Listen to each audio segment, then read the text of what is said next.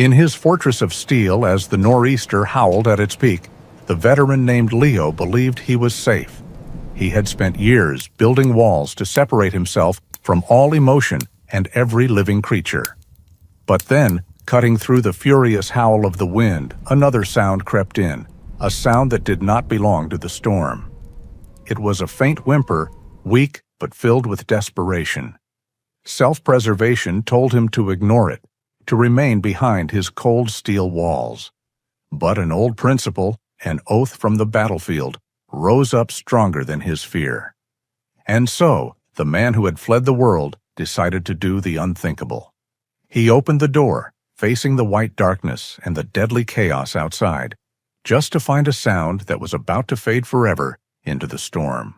Please support us by subscribing to the channel. The old workshop stood at the end of a gravel road that was more of a memory than a thoroughfare. Tucked into a fold of the Green Mountains in rural Vermont, it was a place the forest was slowly trying to reclaim.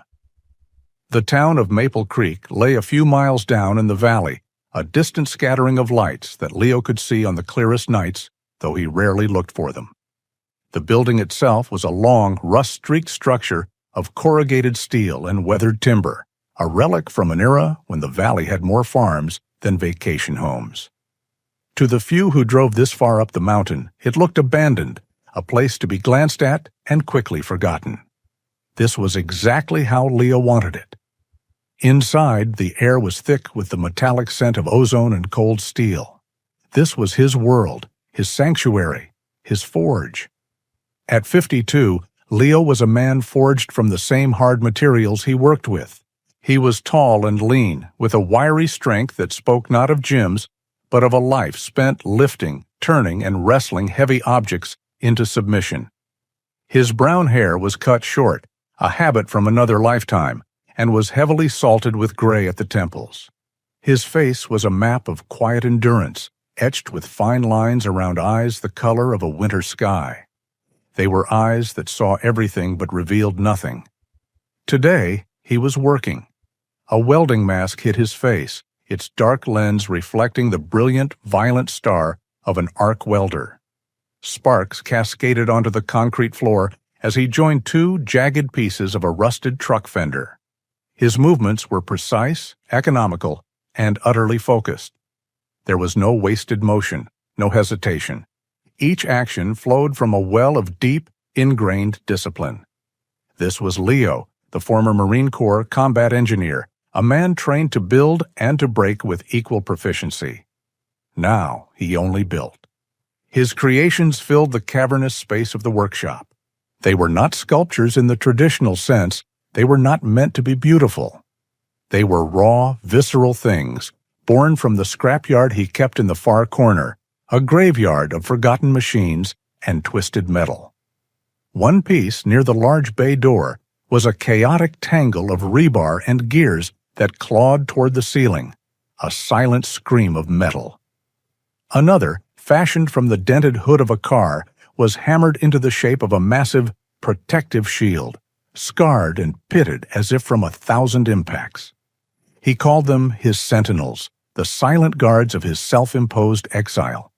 Each weld, each grinding shriek of the angle grinder, was a word in a language he could no longer speak. It was how he gave form to the chaos that still echoed in the quietest corners of his mind. The workshop was a place of stark contrasts. His tools hung on a large pegboard in perfect, disciplined rows. Wrenches were arranged by size, sockets nested in their cases, grinding wheels stacked in immaculate order. The floor around his welding station was swept clean, every scrap and offcut placed in a designated bin. This was the engineer, the man who craved order. But beyond this circle of control lay the rest of the vast space, filled with the looming, chaotic shapes of his art, monuments to the disorder he fought to contain. Leo's life ran on a schedule as rigid as the steel he worked. He woke before the sun, the habit of military life too deep to break. The ritual of making coffee in an old percolator, the way he stood by the window watching the dark woods slowly take shape, was the calmest part of his day. After that, the forge called to him. He would work for hours, stopping only for a simple lunch of bread and canned soup, eaten standing by his workbench. He did not own a television, and the radio was never on. The only sounds were the tools of his trade and the howl of the wind outside. The nights were the hardest. Sleep was not a refuge, but a battlefield where memories staged their ambushes. He would often wake with a jolt, his heart hammering against his ribs, the silence of the workshop pressing in on him like a physical weight. On those nights, he would not return to his simple cot in the corner. Instead, he would walk among his metal sentinels, running a hand over their cold, rough surfaces. They were his comrades now, the only ones who understood the language of scars.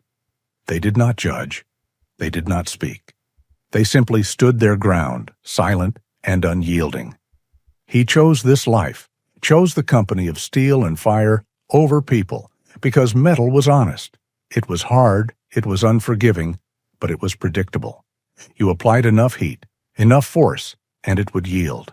It would bend to your will. People were not like that.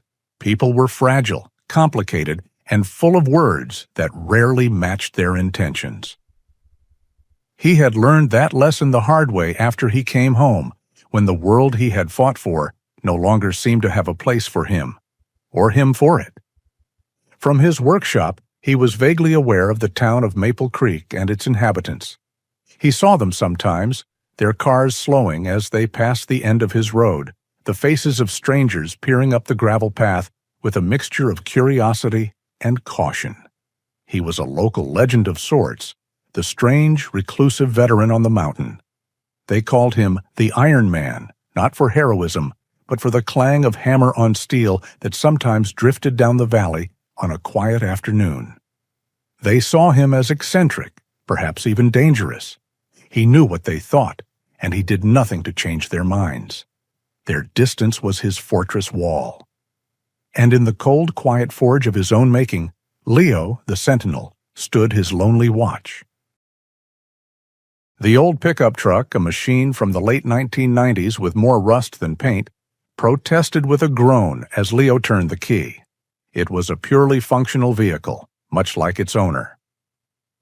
He made the trip into Maple Creek only when necessity outweighed his desire for solitude, which usually meant he was out of coffee, welding gas, or both.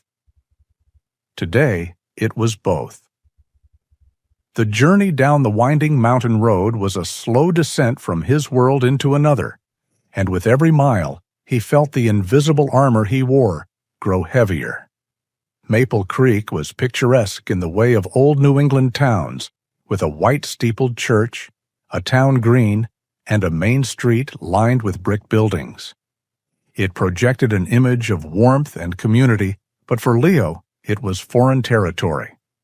As his truck rumbled past the town green, conversations on park benches paused, heads turned.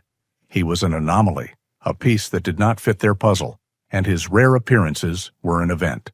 He ignored the stares, keeping his eyes fixed on his destination, Henderson's General Store. The bell above the door announced his arrival with a cheerful, tinny jingle that felt entirely out of place. The store smelled of sawdust, coffee beans, and old wood. A few locals were scattered through the aisles, their quiet chatter ceasing the moment he stepped inside. It did not fade into a murmur. It stopped completely. In its place was a heavy, watchful silence.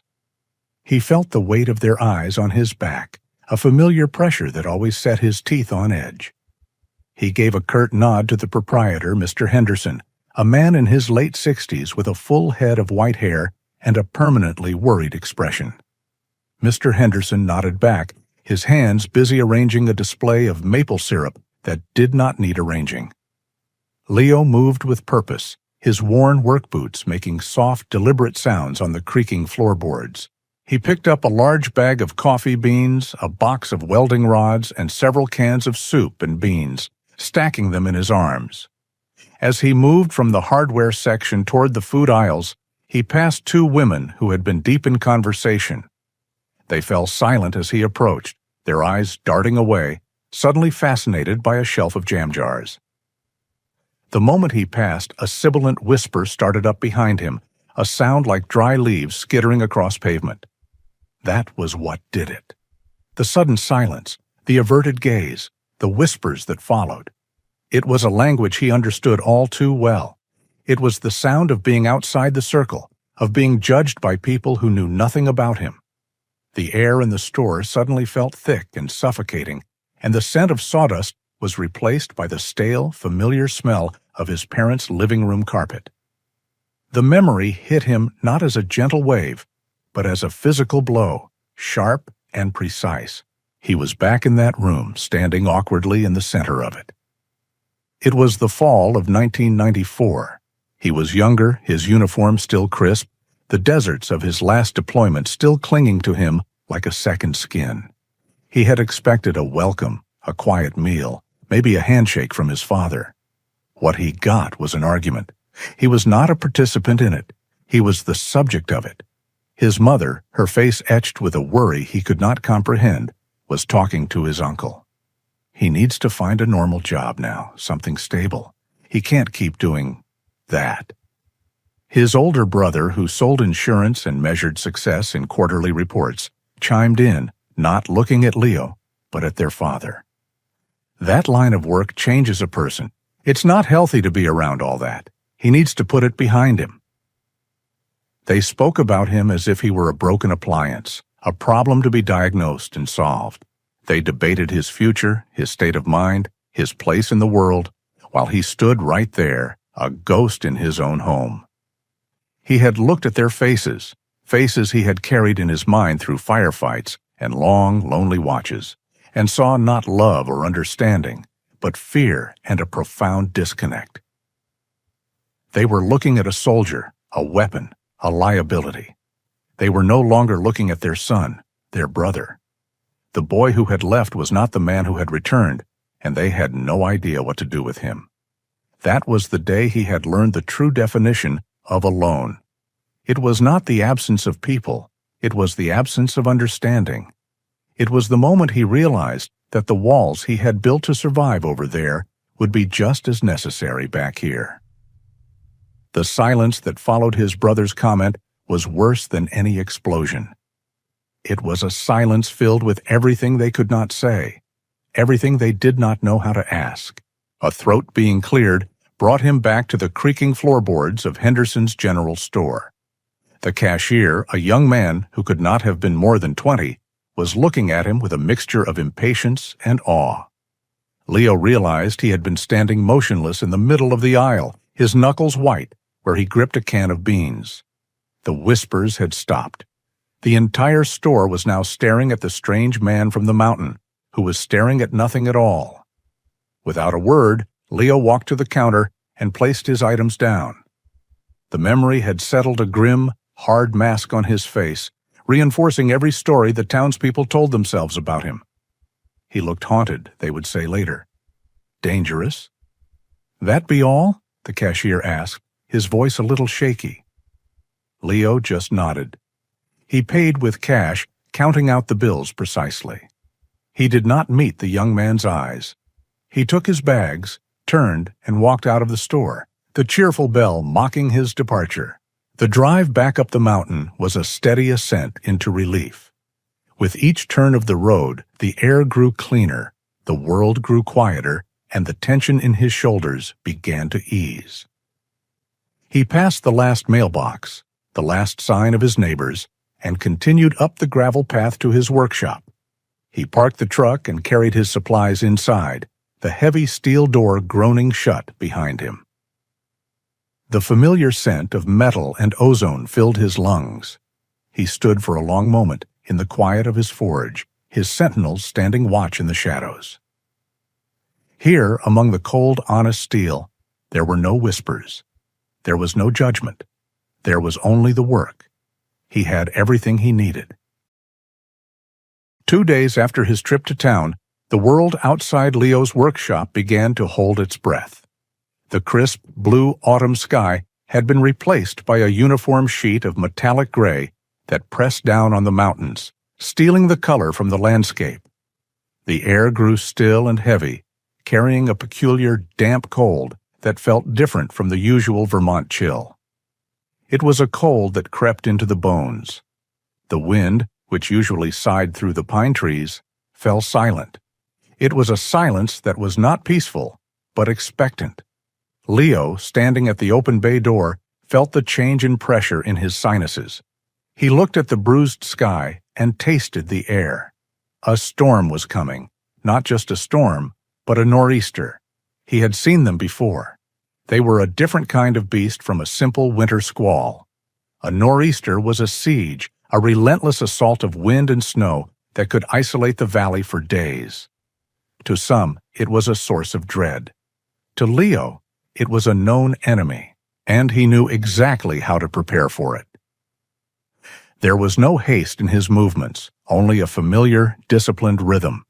He began his preparations from the outside in, securing his perimeter.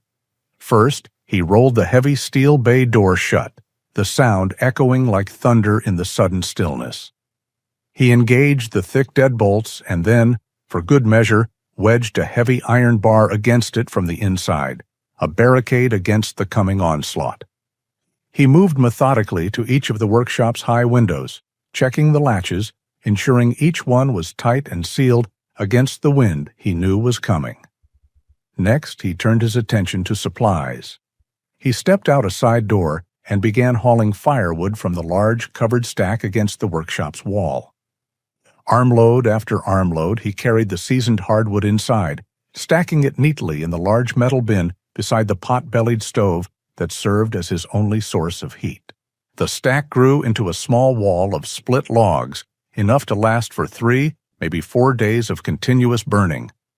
His final outdoor task was the generator. It sat under a small, purpose-built lean-to, a noisy but reliable machine that was his only link to power when the lines inevitably went down. He checked the fuel tank, topping it off from a red jerry can. He wiped the spark plug and checked the oil. He did not start it. There was no need yet.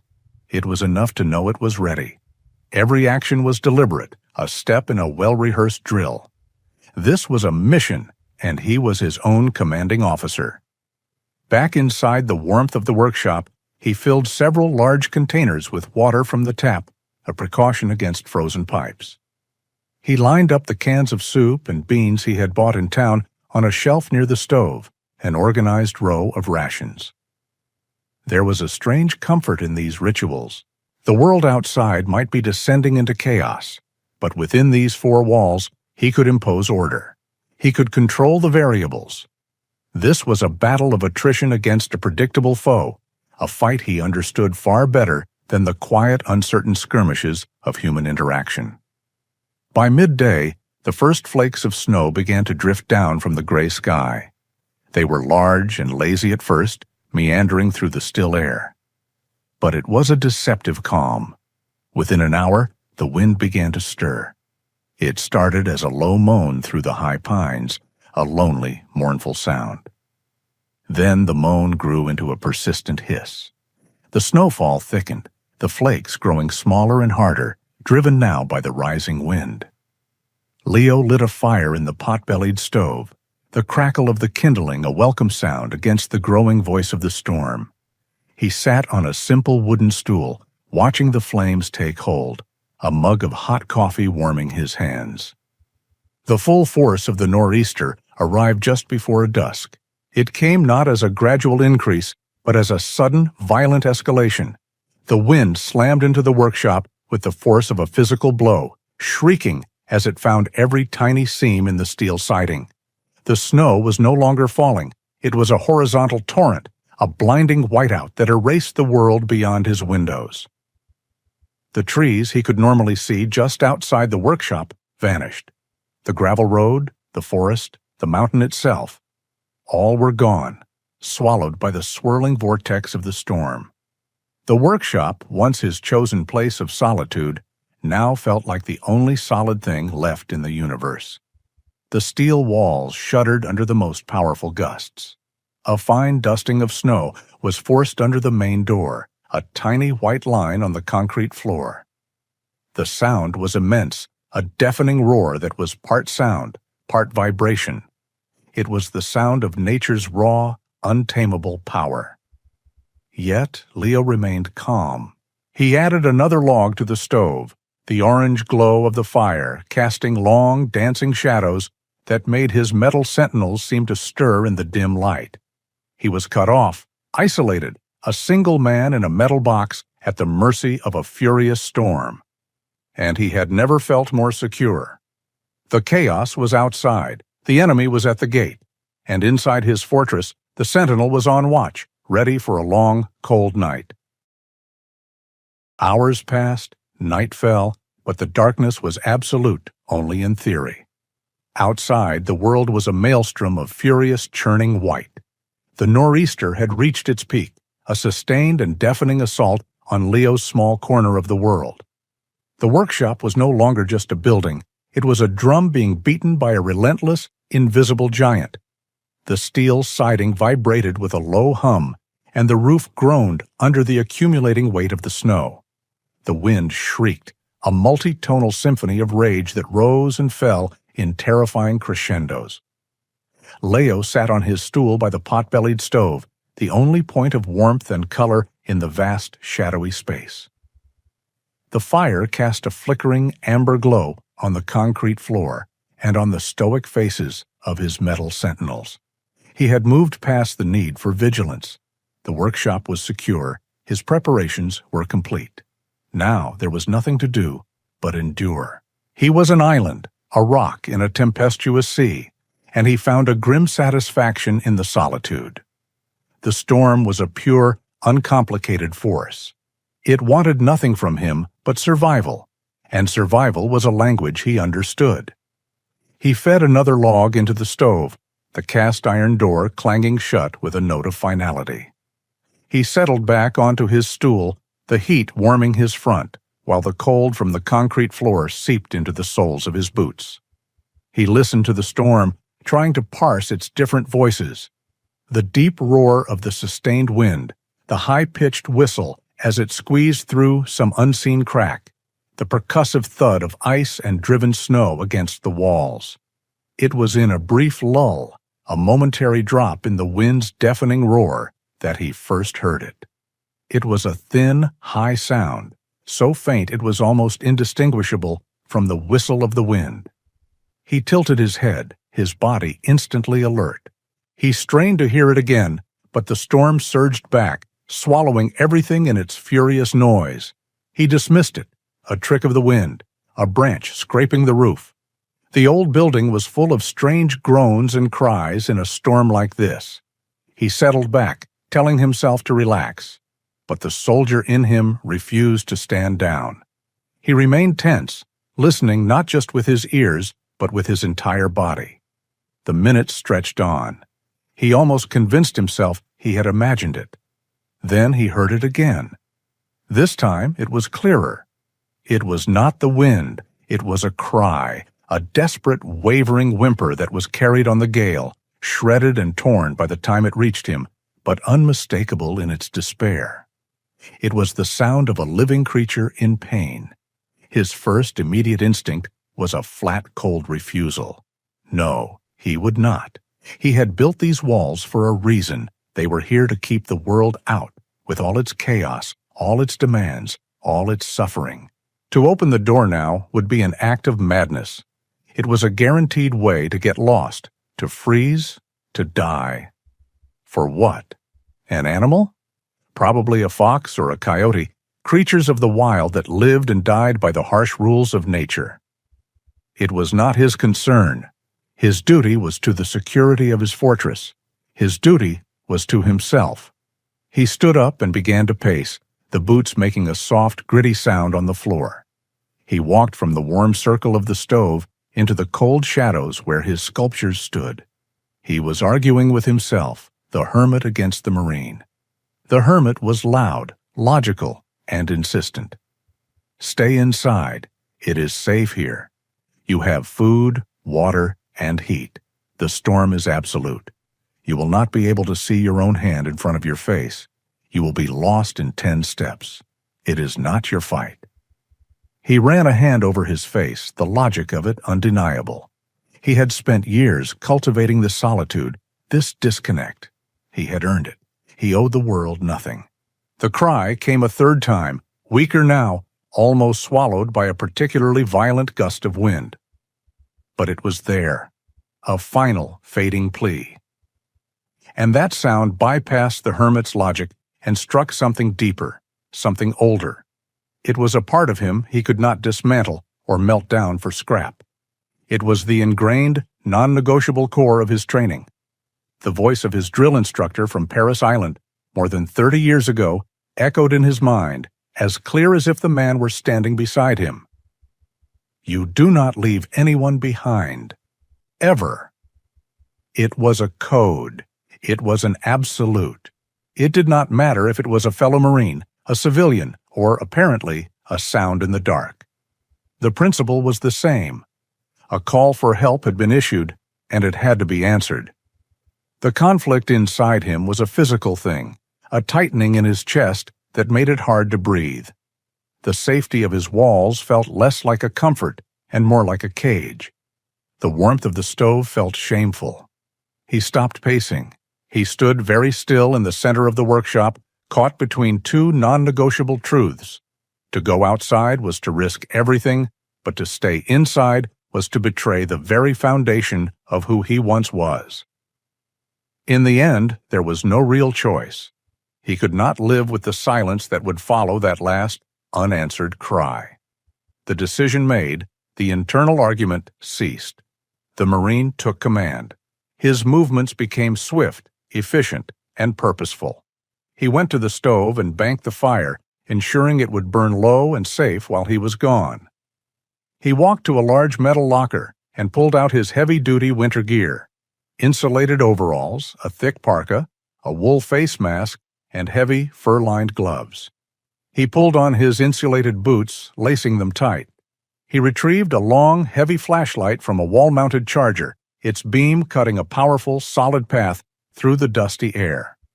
Fully geared, he was a man preparing for a patrol in a hostile environment.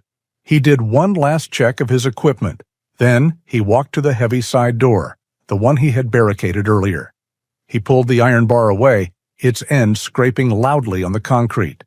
He took a deep breath, and with a grunt of effort, he turned the handle and pushed the heavy steel door outward into the screaming heart of the storm. The moment Leo pushed the door open, the storm declared war. A solid wall of wind and ice-laced snow hit him with concussive force, driving the air from his lungs and stealing the warmth from his face. The roar was absolute, a physical presence that vibrated through the soles of his boots. His sanctuary was breached, the controlled silence of his workshop instantly annihilated and replaced by the shrieking chaos of the nor'easter. He took a step out, pulling the heavy door shut behind him, and was immediately plunged into a world without form or direction. Visibility was less than 5 feet. The powerful beam of his flashlight cut a tunnel through the swirling white, but it was like pointing a light into a glass of milk.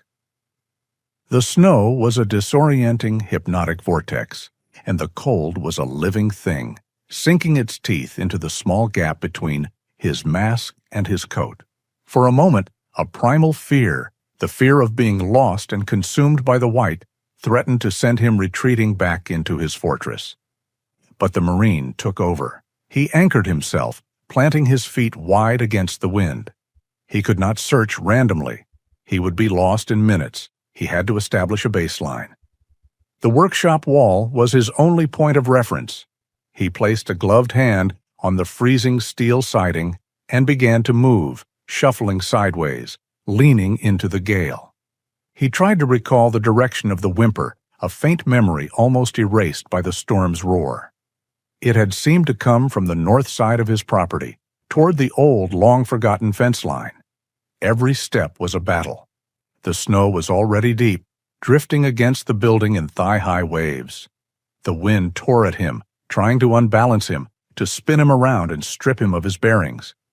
He kept one hand on the wall, his lifeline, and swept the flashlight beam back and forth in a slow, steady arc. The beam illuminated nothing but a frantic, endless dance of snowflakes. Hope began to feel like a foolish luxury. He was a madman on a fool's errand, chasing a ghost in a blizzard, He reached the corner of the workshop and paused. From here, he would have to leave his anchor. He took a mental picture of his position, estimating the distance to the fence line, perhaps 50 yards. It might as well have been a mile. He took a deep breath of the freezing air and pushed off from the wall, plunging into the unknown. He counted his steps, his voice a muffled sound inside his own head. 1, 2, 3. He focused on walking in a straight line, a nearly impossible task in the disorienting gale. 20 steps. 30. The flashlight beam wavered. Was he going in circles? 40. He stopped, sweeping the light in a full circle. Nothing but white. His heart sank. He had been a fool. He was about to turn back when the beam caught something. Not a tree, not a rock, but a dark line against the snow, the top strand of the old barbed wire fence. He moved toward it, his boots sinking deep into a drift. And then he saw it, a dark shape, a mound of snow-dusted fur curled into a tight ball at the base of a fence post. It was so still he thought he was too late. He scrambled forward, his flashlight beam fixing on the creature. It was a large dog, a German shepherd, its thick coat a beautiful mix of gray and white, now matted with ice and snow. It lifted its head weakly, and two dark, intelligent eyes blinked in the harsh glare of the light. A low, exhausted growl rumbled in its chest. Leo approached slowly, lowering the flashlight beam so it was not directly in the animal's eyes. "Easy now," he said, his words snatched away by the wind. "I am here to help." He could see the problem clearly now. The dog's rear leg was tangled in the lower strand of the rusted barbed wire. A long, ugly tear ran along its thigh. The snow around it stained a pale, frozen pink. The dog had been running from the storm, tried to get through the fence, and had been snared. Working with his thick gloves was clumsy. He knelt in the snow, shielding the dog's body from the worst of the wind with his own. He spoke to it in a low, calm monotone, the same way he would speak to a nervous soldier on a dark night. "Just hold still. We are going to get you out of this. Just hold still." The dog watched his every move, its body tense, but it was too weak and cold to put up a fight. Leo carefully worked the barbs free from the dog's leg and fur. It was a slow, painstaking process. Twice, a sharp point snagged, and the dog let out a sharp yelp of pain that cut through the wind. Finally, with one last careful twist, the leg was free. The dog tried to stand, but its injured leg collapsed beneath it. It sank back into the snow with a pitiful whine. Leo knew it would never make it back to the workshop on its own. He made a decision. Unzipping his heavy parka, he shrugged out of it, the wind immediately slicing through his inner layers. He wrapped the large warm coat around the shivering dog, creating a makeshift cocoon. Then he carefully slid his arms underneath the animal, grunting with effort as he lifted the heavy weight. The journey back was a brutal, stumbling fight. The dog was a dead weight in his arms, and the wind seemed to have doubled its intensity, as if furious at this act of defiance. Leo lowered his head and focused on one step at a time, his own tracks already erased by the blizzard. He navigated by pure instinct, heading back in the direction he had come, his muscles burning with the strain. Finally, the dark, solid shape of the workshop loomed out of the white. He fumbled with the door handle, kicked the door open, and half stumbled, half fell inside, the dog still held securely in his arms. He kicked the door shut, and the world went blessedly, profoundly silent. The only sounds were the crackle of the fire and his own ragged breathing. He stood there for a long moment, the sudden warmth and quiet a shock to his system. He gently lowered the dog onto an old canvas tarp he kept near the stove. The dog, now unwrapped from the parka, lay shivering on the tarp, its dark eyes wide and full of fear. It looked from Leo to the towering metal sculptures, to the strange, flickering fire. It was in a place of impossible angles and alien smells, a captive in a warm, terrifying cave. Leo backed away, his own sense of disorientation mirroring the dog's. He looked at this creature, this uninvited guest, this piece of the wild, chaotic world he had just dragged into his meticulously controlled sanctuary. For years, nothing alive had entered this space but him. The air was his, the silence was his, the order was his. Now there was another heartbeat in the room. There was the smell of wet fur and blood. There was a pair of wary, frightened eyes watching his every move. His fortress had been breached, not by the storm, but by his own hand. He felt a profound sense of confusion, a disturbance in the very foundation of the life he had so carefully constructed. The storm raged on outside, but a new, quieter, and far more complicated storm had just begun inside the walls of the workshop. The storm outside continued its relentless assault, but inside the workshop, a different kind of storm was settling into a tense and watchful silence. Leo stood by the workbench, the adrenaline from the rescue slowly fading, leaving behind a profound sense of unease. On the canvas tarp near the stove, the German Shepherd lay, its body shivering from more than just the cold. Its dark, intelligent eyes followed Leo's every move, filled with a deep, primal mistrust. The wound on its leg was a stark, ugly line against its fur, a problem that could not be ignored. Leo knew that a wound left untended in these conditions was a death sentence. Infection would set in quickly. He moved to a large metal footlocker, the same one he had carried through 2 deployments, and opened it. Inside, nestled among old mementos, was a comprehensive first aid kit. He pulled out antiseptic wipes, sterile gauze, and a roll of bandages. His hands, usually stained with grease and metal dust, were surprisingly steady as he prepared the items. He had done this before, in far worse conditions, on injuries far more severe, but never on a patient who might try to bite him. "All right, Ghost," Leo murmured, the name coming to him unbidden. It fit. The dog had appeared out of the white fury of the storm like a phantom. "Let's get you looked at." He approached slowly, keeping his body low to the ground to seem less threatening. He held out a hand, palm open, letting the dog see he was unarmed. Ghost responded with a low, vibrating growl that started deep in its chest. Its upper lip curled back just enough to reveal a line of clean, white teeth. It was not a threat of aggression, but a clear warning born of fear and pain. "I know," Leo said, his voice a low, calm rumble. "I know it hurts, but this has to be done." He did not back away. He simply knelt a few feet away and waited, letting the dog get used to his presence. The standoff stretched for several long minutes. Finally, Leo moved forward, not with a sudden lunge, but with a slow, deliberate motion. He reached for the injured leg. The growl intensified, but the dog did not snap. It flinched as he gently touched the torn flesh, a pained whimper escaping its throat. With practiced efficiency, Leo cleaned the wound. His touch was firm but gentle, the motions precise and economical. He worked quickly, wiping away the frozen blood and dirt, applying the antiseptic, which made the dog flinch again. He wrapped the leg in a clean layer of gauze, securing it with medical tape. The entire time, he kept talking, a meaningless, soothing monologue. "There now, that's better. It'll keep the dirt out. Just have to keep it clean."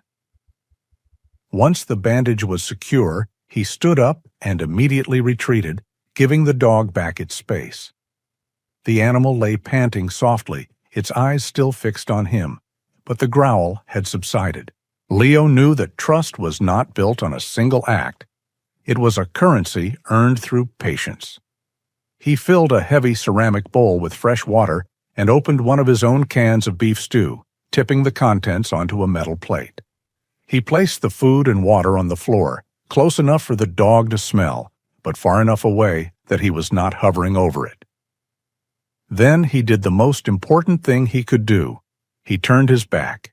He walked over to his workbench and began to clean his tools, his movements deliberate. He could feel the dog's eyes on him. He resisted the urge to look over his shoulder.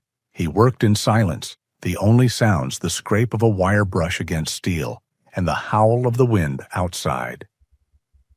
After what felt like an eternity, he heard a new sound, the soft lapping of a tongue against water.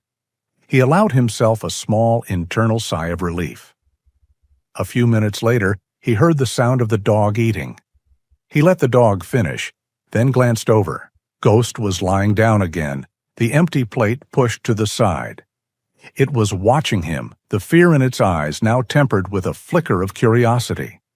It was lying on the cold, rough canvas, a poor bed for an injured animal.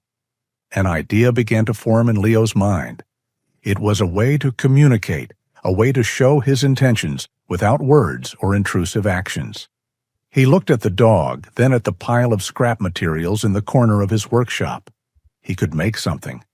Not one of his sentinels of pain, but something else entirely. He selected his materials with care.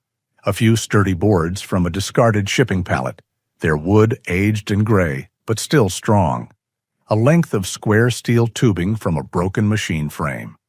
He brought them into the warm circle of light by the stove and set to work.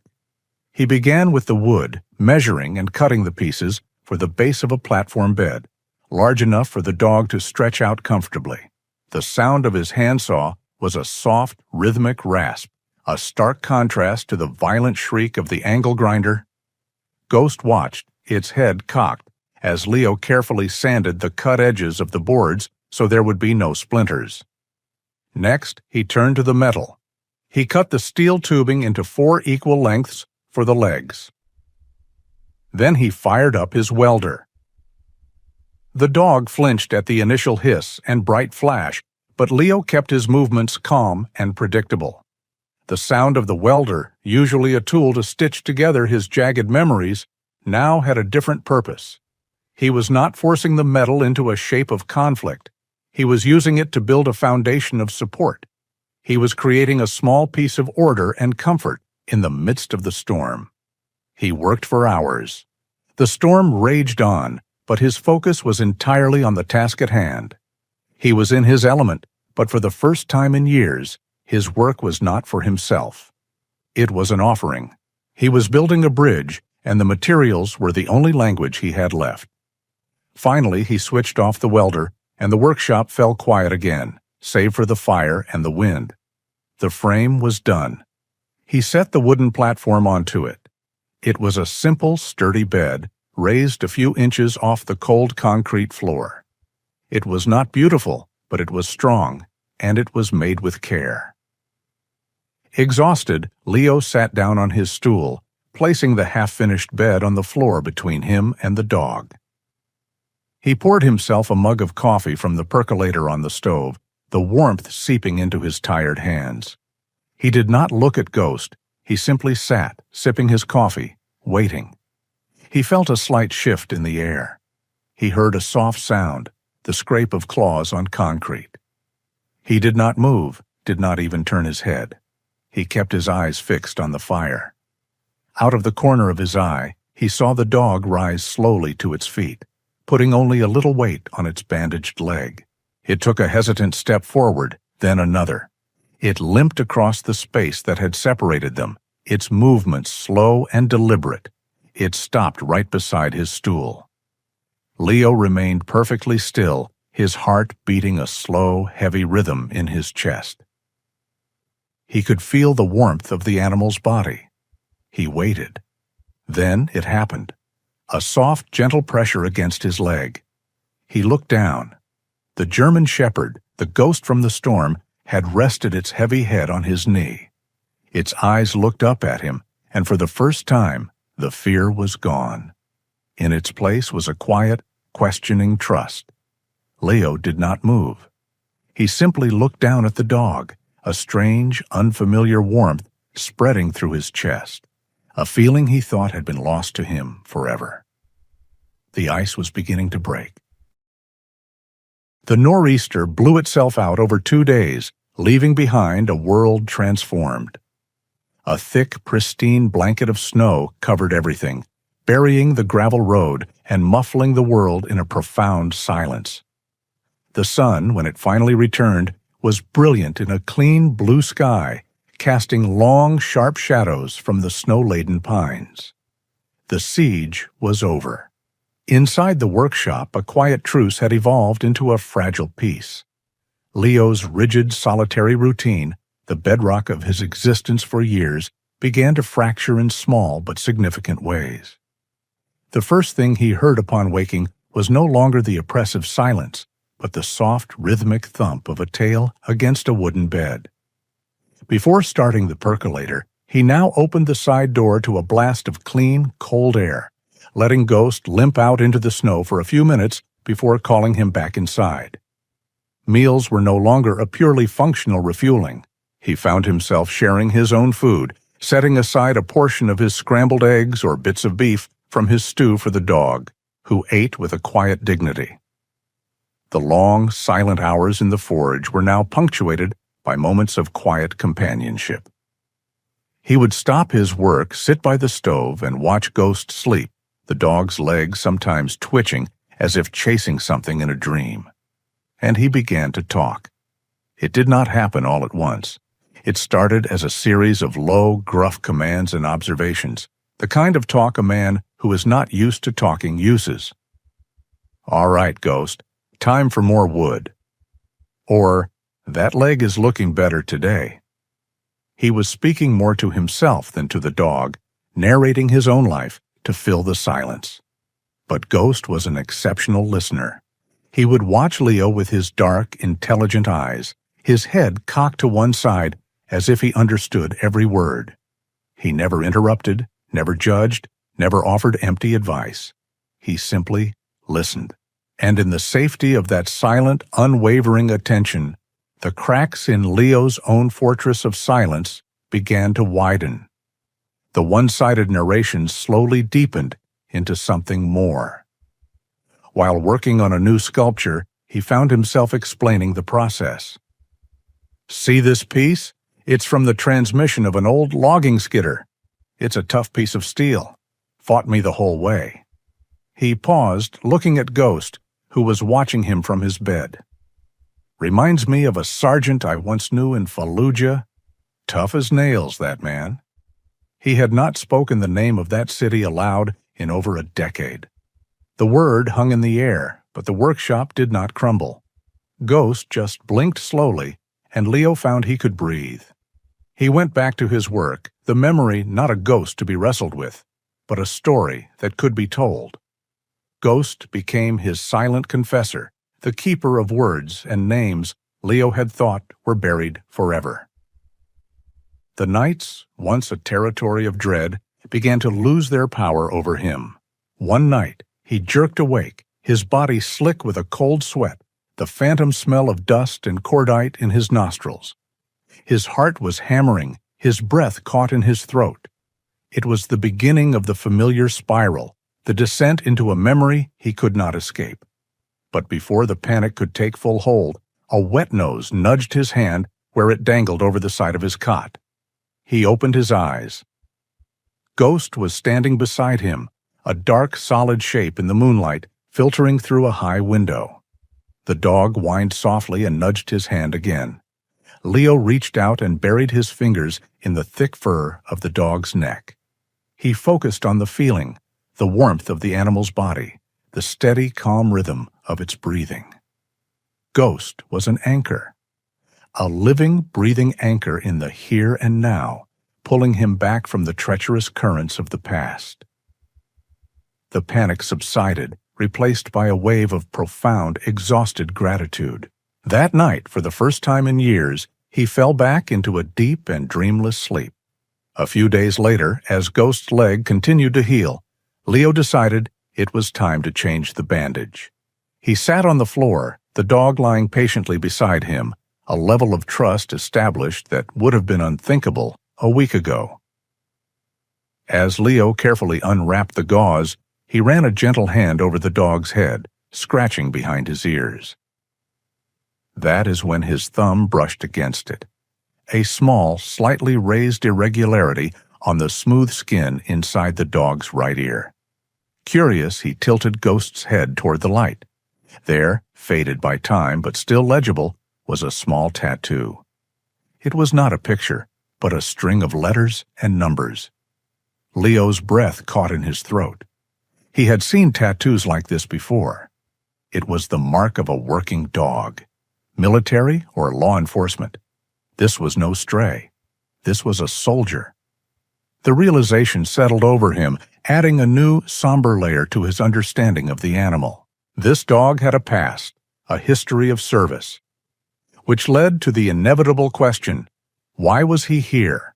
Why was a trained, valuable animal like this abandoned to freeze to death in a storm? The answer came to him later that evening.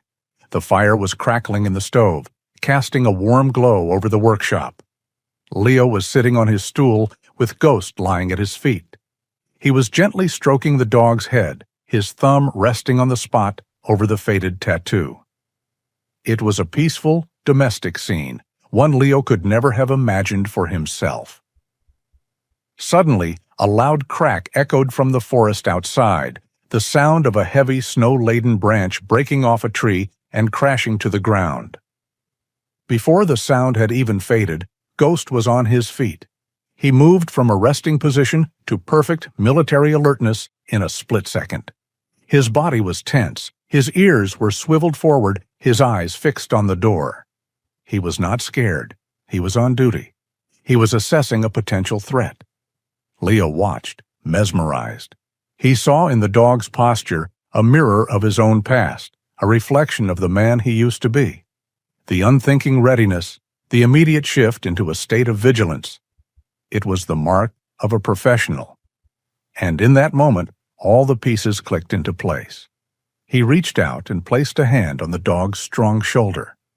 Ghost relaxed slightly, looking back at him as if for confirmation. Leo looked into those deep, loyal eyes, and the final wall around his own heart crumbled. "You're like me, aren't you?" he whispered, his voice thick with an emotion he could not name. "They train you. They use you until you get hurt, until you are no longer perfect. And then they throw you away." He looked from the dog to his own scarred hands, then back again. The pity he felt was not just for the animal, it was for himself. The connection he felt was no longer just rescuer and rescued. It was deeper. It was recognition. "Two old soldiers," he said quietly, stroking the dog's head. "Forgotten." In the quiet of the workshop, surrounded by the ghosts of his past, made manifest in steel, Leo was no longer truly alone. He had found a member of his own tribe. The world, once buried by the storm, slowly re-emerged. The deep snow settled, melting in the afternoon sun and refreezing at night into a hard, crystalline crust. For the first time in a long time, the gravel road to Leo's workshop became a vaguely passable track. The valley below began to stir with life again. Inside the workshop, a new rhythm had taken hold, a quiet routine built for two. Ghost's leg had healed with remarkable speed. The limp was almost gone, replaced by a slight favoring of the leg when he was tired. With his recovery came a new energy, a need to move and explore that could not be contained within the four walls of the workshop. And so, a new ritual was born, the daily patrol. Every afternoon, when the sun was at its highest point, Leo and Ghost would set out. They would walk the perimeter of the property and then venture into the vast, silent woods that surrounded it. For Leo, these walks were a rediscovery of the land he had only ever seen as a buffer between him and the world. For Ghost, they were a joyous return to his nature, a chance to investigate every scent on the wind and every track in the snow. During these patrols, the bond between them solidified into a comfortable, unspoken partnership. On a clear, cold afternoon about 2 weeks after the storm, they ventured further than usual. They climbed a ridge that overlooked the valley, the air so crisp and still that Leo could hear the distant sound of a chainsaw from a mile away. The sunlight was sharp and white, glinting off the icy crust of the snow. Ghost trotted happily just ahead, his tail held high, a plume of gray and white against the winter landscape. It was a peaceful scene, a moment of profound and simple contentment that Leo was just beginning to allow himself to feel. They were walking along the spine of the ridge when Ghost suddenly stopped. His entire demeanor changed in an instant. The happy, relaxed companion vanished, replaced by the alert, focused working dog. His body went rigid, his head lifted, and his nose twitched as he sampled the air. His ears, which had been lolling contentedly, swiveled forward like radar dishes. A low, insistent whine started in his throat, and then he let out a single, sharp bark that was not directed at Leo, but at something far below them. "What is it, boy?" Leo asked, his own senses immediately on high alert. Ghost barked again, a short, commanding sound, and looked down the steep, wooded slope to their right. It was a treacherous-looking ravine, a tangle of icy rocks and bare, skeletal trees. The dog looked back at Leo, then down into the ravine again, his message clear. Something was down there. Something was wrong. Trusting the dog's instincts implicitly, Leo nodded. "All right, lead the way. Easy now." Ghost began to pick his way down the slope, moving with a surprising agility for an animal with a recently healed leg. Leo followed, his heavy boots slipping on the icy patches, grabbing onto tree trunks for support. The descent was steep and difficult. Halfway down, he began to hear it, a faint human sound, a weak cry for help that was almost lost in the vastness of the woods. At the bottom of the ravine, nestled in a heap at the base of a rocky ledge, they found him. It was a young man, probably in his early 20s, and clearly not a local. He was wearing jeans and a fashionable but entirely inadequate winter jacket, with lightweight hiking sneakers that were soaked through. His face was pale with a bluish tint to his lips, and he was shivering uncontrollably. One of his legs was twisted at a horribly unnatural angle, the bone clearly broken. The young man's eyes widened in a mixture of fear and relief when he saw them. "Help?" he whispered, his voice hoarse. "Please, I fell. I think my leg is broken." The moment Leo saw the victim, the reclusive artist vanished, and the Marine combat medic took over. His mind became a calm, clear checklist of priorities. "Don't try to move," he said, his voice firm but reassuring, cutting through the young man's rising panic. "I am going to help you. What's your name?" "Ben," the man stuttered through chattering teeth. "All right, Ben, you've had a bad fall. We are going to get you out of here." While he spoke, his hands were already moving. He gently felt Ben's neck, checking for other injuries. He took off his own thick, insulated gloves and placed his fingers on Ben's wrist, timing his pulse. It was fast and weak. Hypothermia was setting in. Ghost stood a few feet away, a silent, watchful guardian. He did not approach the stranger, but he did not retreat. He was on overwatch. "Ghost, stay," Leo commanded quietly. He then turned his full attention back to Ben. "The first thing we need to do is get you warm and stabilize that leg." He shrugged off his own heavy-duty parka. "Here, put your arms through this." He helped the shivering young man put on the far warmer coat. Next, he surveyed his surroundings, his eyes scanning for resources. He spotted a fallen birch tree with several straight, strong branches. In minutes, he had broken off 2 of them, each about 3 feet long. He returned to Ben's side. "This is going to hurt," he warned, his voice leaving no room for argument. With incredible gentleness for a man of his strength, he straightened the leg as much as he could, ignoring Ben's sharp cry of pain. He placed the 2 branches on either side of the break and began to unbutton his own flannel shirt underneath his thermal layer. He ripped it into long, wide strips. Working quickly, he used the strips of cloth to lash the branches tightly to Ben's leg, creating a crude but effective splint. "Do you have a phone?" Leo asked. Ben nodded weakly toward his pocket. Leo retrieved it. Miraculously, there was a weak signal. He dialed emergency services. His report was a model of military clarity. I am reporting a fallen hiker with a compound fracture to the lower left leg and developing hypothermia. My location is approximately 1 mile west of the old logging trail off Ridge Road, at the bottom of a steep ravine. He gave the coordinates from Ben's phone, described the best access point, and ended the call. They are on their way, he told Ben. Now we wait. You need to stay awake. Talk to me. Where are you from? For the next hour, as the sun began to sink and the cold deepened, Leo sat with the injured tourist. He kept him talking, asking simple questions about his college, his family, anything to keep his mind active and his body from succumbing to the cold. He was not warm or friendly, but he was a pillar of calm, solid competence. It was the most he had spoken to another human being in years. Finally, they heard the sounds of the rescue team making their way down the ravine. A few minutes later, 2 men in the bright uniforms of the Maple Creek Fire and Rescue Department appeared, carrying a stretcher and medical gear.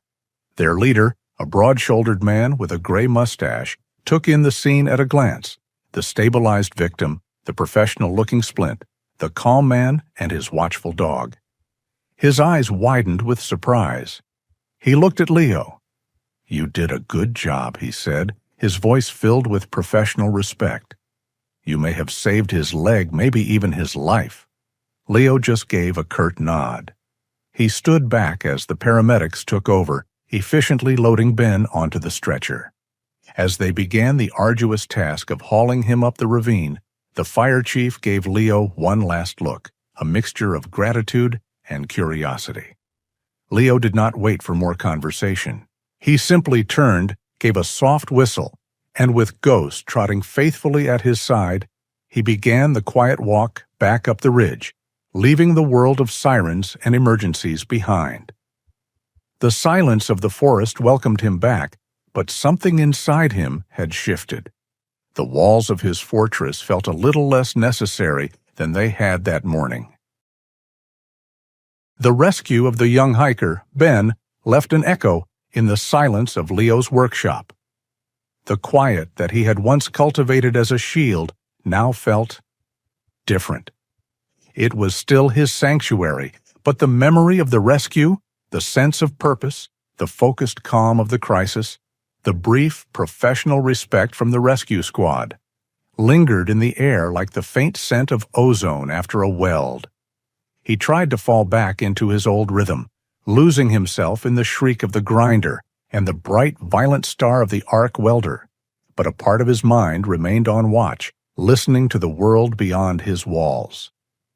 He was in the middle of heating a long bar of steel, his face shielded, when Ghost lifted his head from his bed and let out a low, soft woof.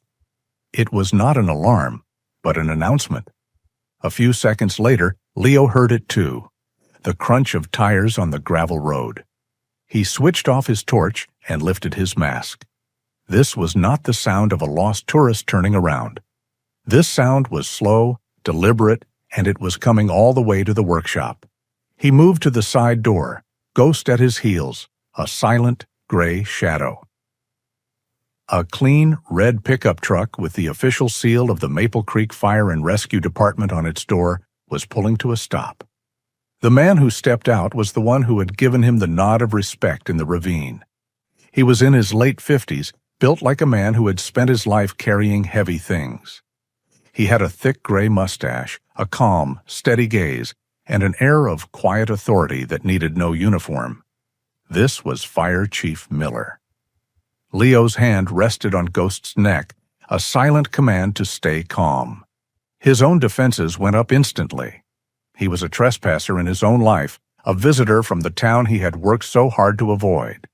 He stood in the doorway, a formidable, if unwilling, gatekeeper. Chief Miller stopped a respectful distance away, his hands resting on his belt. He did not seem intimidated by Leo's stern silence. "Leo," he began, his voice a calm baritone. He did not offer a last name, a small courtesy that Leo appreciated. "I'm Tom Miller. I'm the chief down at the firehouse. I wanted to come up here and thank you properly." Leo said nothing, his expression unreadable. Miller continued, undeterred. "Young Ben is going to be fine. The doctors at the hospital said that splint you made was as good as any they'd ever seen. Said you kept his leg stable and kept him from going into shock. My paramedics were impressed. Said you handled the scene like a pro." He paused. "You saved that young man from a very bad end. The town owes you a debt of gratitude." The praise made Leo deeply uncomfortable. He was used to whispers and wary glances, not open admiration. He shrugged, looking away toward the trees. "Anyone would have done the same." "No," Miller said, his voice firm but not argumentative. "They wouldn't have. And even if they had, most wouldn't have known how. You have skills." An awkward silence stretched between them. Leo wanted nothing more than for this man to get back in his truck and leave him to his work and his solitude. But Miller was not leaving. His gaze had shifted to the open workshop door behind Leo, where the dark, looming shape of a sculpture was visible. His professional curiosity was piqued.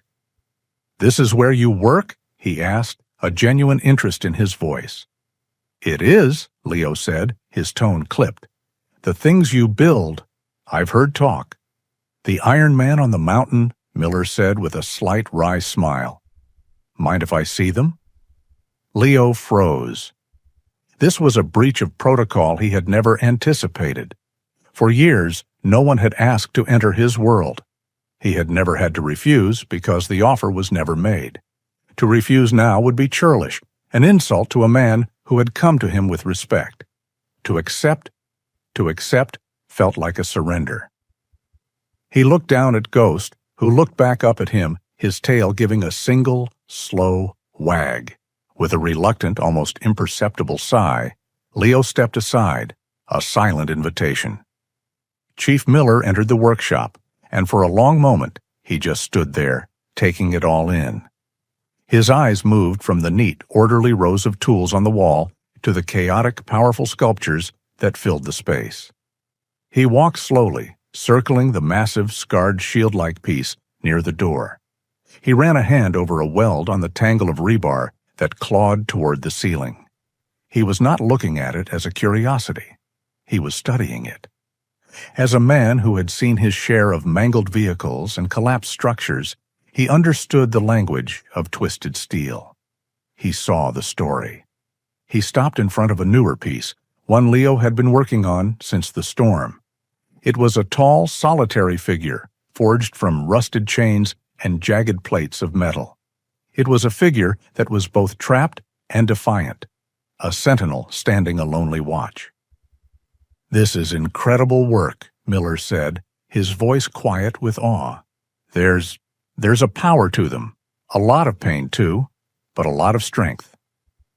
Leo stood by the workbench, his arms crossed, feeling exposed, as if the chief were reading the pages of his private history. Miller turned to face him, his eyes full of a surprising understanding. He gestured around the workshop, at the sculptures built from the bones of dead machines. "You have a gift," he said, the words landing with a quiet, profound weight. "You can see the value in things other people just see as scrap." The words struck Leo with the force of a physical blow. He sees the value in things. The phrase echoed in his mind. He looked from the chief to Ghost, the discarded soldier lying on his custom-made bed. He looked at his own scarred hands. The chief's words were about more than just metal. This man, this stranger, understood. He saw. The revelation left Leo speechless. Miller, sensing he had perhaps said enough, shifted the topic. "Listen, the reason I also came up, in 2 weeks, Maple Creek has its annual Founders Day Festival. It's a big deal for the town. We have craft booths, a parade, the whole thing." He paused. "I was thinking, people should see this. Your work. Would you consider putting one of your pieces on display down on the town green?" The idea was so foreign, so far outside the realm of possibility, that Leo could not immediately form a response. To take one of his sentinels, one of his private guards, and place it in the center of the town he had hidden from for so long? It was unthinkable. "You don't have to decide now," Miller said, sensing his hesitation. "Just think about it. The town knows you as a hero now. I think they are ready to know you as an artist, too." With a final respectful nod, Chief Miller turned and left. Leo watched the red truck disappear down the gravel road. The story of the rescue, now certified and retold by the fire chief himself, spread through Maple Creek like a warm front after a long winter. The whispers in the general store were no longer about the strange, reclusive hermit. They were about the quiet, skilled hero on the mountain. The metal walls around Leo's world had not been torn down. They had simply begun to melt. The 2 weeks leading up to the Founders' Day Festival were a quiet, internal war for Leo. Chief Miller's invitation was not just an offer, it was a challenge. It asked him to willingly dismantle a wall he had spent more than 20 years building. The workshop, once his impenetrable fortress, now felt like a command bunker where he debated the terms of a potential truce with the outside world. Every evening he would sit by the stove, with Ghost's head resting on his boot. "It's a foolish idea," he'd say to the dog, who would listen with unwavering attention. "They don't want to see that stuff. It's too raw, too ugly." Ghost would just thump his tail softly against the floor, a quiet, steady counterpoint to Leo's doubt. Another night, he'd pace in front of the sculpture the chief had admired, the solitary figure he called the Watcher. What if they laugh, or just ignore it? Better to be the strange man on the mountain than a failed artist. Ghost would rise and lean against his leg, a warm, solid presence that seemed to absorb his anxiety. The dog's courage was a simple, uncomplicated thing. He had faced the storm, faced his injuries, and learned to trust again. His bravery was a quiet challenge to Leo's own fear. It was Ghost's unwavering companionship that finally tipped the scales. Leo looked at the loyal animal, this fellow soldier who had been discarded and had found a new purpose. Perhaps, he thought, it was time for him to do the same. On the Thursday before the festival, he called Chief Miller and, in a voice that was gruff and to the point, said, "I'll do it." The morning of Founders' Day was bright and cold. Acting with the methodical precision of a soldier preparing for an operation, Leo prepared the Watcher for its journey. He carefully wrapped it in canvas tarps, securing it to a pallet. Using a chain hoist, he painstakingly loaded the heavy sculpture onto the bed of his old pickup truck. As he strapped it down, Ghost sat by the open workshop door, a silent observer, his posture that of a sentry overseeing a critical task. The drive into Maple Creek was different this time. He was not just a reclusive man buying supplies. He was an active participant. As he drove onto Main Street, he saw the town transformed. Banners fluttered from lampposts. The air smelled of grilled sausages and popcorn. Families strolled along the sidewalks, children laughing, a local band warming up on a temporary stage on the town green. It was a world of noise, color, and community. Everything his life was not. For a moment, he thought about turning the truck around and retreating to the safety of his mountain. Then he felt a wet nose press against the back of his neck from the truck's rear window, and he kept driving. Chief Miller was waiting for him by the town green. He had saved a prominent spot near the central flagpole. Together, with the help of 2 other firefighters, they carefully unloaded the sculpture and set it on a sturdy plinth Miller had prepared. When the tarps were pulled away, the Watcher stood revealed. Its impact on the cheerful festival was immediate and profound. Forged from rusted chains and the scarred, jagged plates of old machinery, the solitary figure stood in silent defiance. It was a piece of the mountain's harsh, lonely beauty brought down into the heart of the town. It did not belong, and yet it commanded the space. As the summary stated, people started to see him with different eyes, a talented artist with a deep past. They began to gather, their conversations dropping to a respectful murmur. They did not see a monster or a madman. They saw a story. They saw the discipline in the welds, the strength in the posture, the deep, aching loneliness in the figure's isolation. Chief Miller stood nearby, and Leo could hear him quietly explaining to a small group, "He's the man who saved that hiker. He makes these from scrap metal." A woman with gray hair reached out a tentative hand, not quite touching the sculpture, but feeling the cold radiating from it. "It makes you feel something," she said to her husband. "It's sad, but it's strong." Leo did not stay to hear the comments. That was not the point of the mission. His part was done. With Ghost walking calmly at his heel, his leash slack, Leo retreated to the edge of the green. He stood under the shade of a large maple tree, a silent observer watching the town interact with a piece of his soul. Ghost sat beside him, a calm, solid presence, his shadow, as the summary described him. The dog was his anchor in this overwhelming sea of people and noise, his living, breathing proof that connection was possible. From a distance, Leo watched as strangers saw him, truly saw him for the first time. That evening, back at the workshop, the world was quiet again. But it was a different kind of quiet. It was not the silence of isolation, but the silence of peace. Leo had spent the past week on a new project, not a sculpture, but a simple wooden porch off the side of the workshop. It was a small, humble thing, but it faced the valley. It was a space designed not to hide, but to observe. He sat on the top step, a mug of coffee in his hands. The air was cold and clean. Ghost came and sat beside him, leaning his weight against Leo's leg, his head resting on his knee. Together they looked down at the valley, where the lights of Maple Creek were beginning to twinkle in the gathering dusk. The workshop behind them no longer felt like a fortress built to keep the world out. It felt like a home, a place to return to. The metal sentinels inside were no longer just guards against painful memories. They were testaments to his survival, works of art that had, impossibly, built a bridge back to a world he thought was lost to him forever. He had not conquered his past. The ghosts of war would likely always be with him. But he was no longer their prisoner. He had found a way to live with them, a way to build a fragile, tentative peace.